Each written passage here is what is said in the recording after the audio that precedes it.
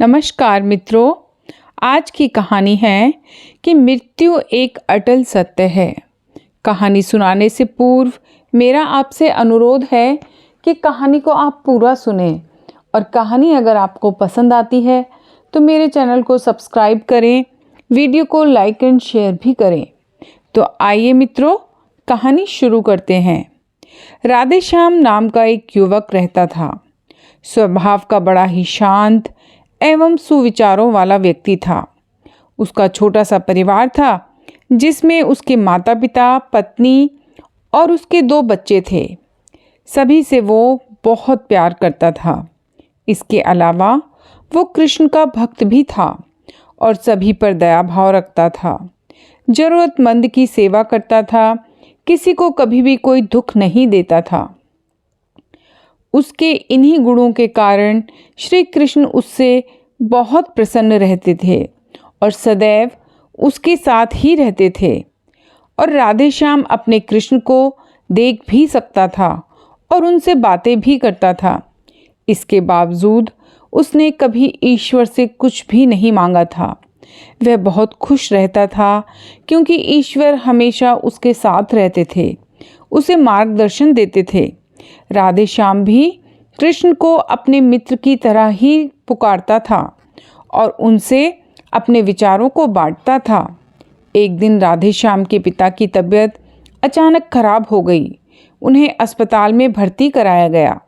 उसने सभी डॉक्टर्स के हाथ जोड़े, अपने पिता को बचाने की मिन्नतें की, लेकिन सभी ने उससे कहा कि वो ज़्यादा उम्मीद नहीं दे सकते और सभी ने उसे भगवान पर भरोसा रखने को कहा।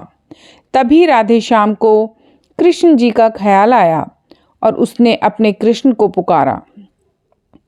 कृष्ण भी दौड़े चले आए। राधेश्याम ने कहा, मित्र, तुम तो भगवान हो, मेरे पिता को बचा लो। कृष्ण ने कहा, मित्र, ये मेरे हाथ में नहीं है। अगर मृत्यु का समय होगा तो होना तय है। इस पर राधेश्याम नाराज हो गया और कृष्ण से लड़ने लगा। गुस्से में उन्हें कोसने भी लगा। भगवान ने भी उसे बहुत समझाया पर उसने एक न सुनी। तब भगवान कृष्ण ने उससे कहा, मित्र, मैं तुम्हारी मदद कर सकता हूँ, लेकिन इसके लिए तुम्हें भी एक कार्य करना होगा। राधेश्याम ने तुरंत पूछा, कैसा कार्य? कृष्ण ने कहा, तुम्हें किसी एक घर से मुट्ठी भर ज्वार लानी होगी और ध्यान रखना होगा कि उस परिवार में कभी किसी की मृत्यु ना हुई हो।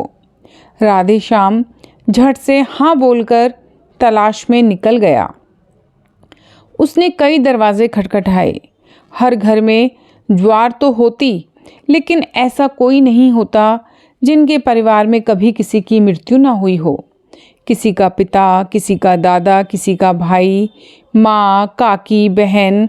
2 दिन तक भटकने के बाद भी राधेश्याम को ऐसा एक भी घर नहीं मिला जिसमें किसी की मृत्यु न हुई हो।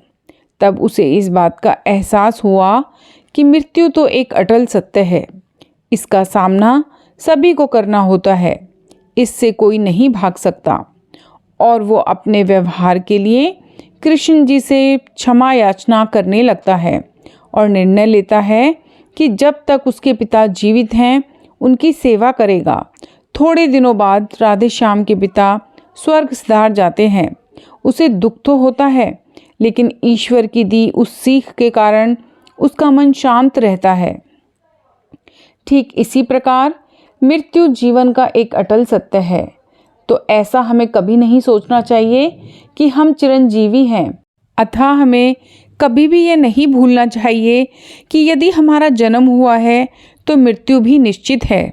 हाँ, ये बात और है कि जब अपने प्रिय व्यक्ति जाते हैं तो हमें बहुत दुख होता है और हम उस दुख में डूब जाते हैं, जबकि हमें ऐसा नहीं करना चाहिए। संपूर्ण मानव जाति उस दुख से सामना करती ही है। ऐसे सच को स्वीकार कर आगे बढ़ना ही जीवन है।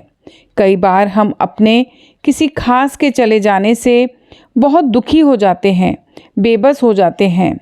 सामने खड़ा जीवन और उससे जुड़े लोग हमें दिखाई ही नहीं पड़ते। ऐसे अंधकार से निकलना मुश्किल हो जाता है। जो मनुष्य मृत्यु के सत्य को स्वीकार कर लेते हैं उसका जीवन भार विहीन हो जाता है और उसे कभी कोई कष्ट तोड़ नहीं सकता। वो जीवन के हर क्षेत्र में आगे बढ़ता ही जाता है। तो अतः मित्रों, ये सच है कि मृत्यु अटल सत्य है। धन्यवाद।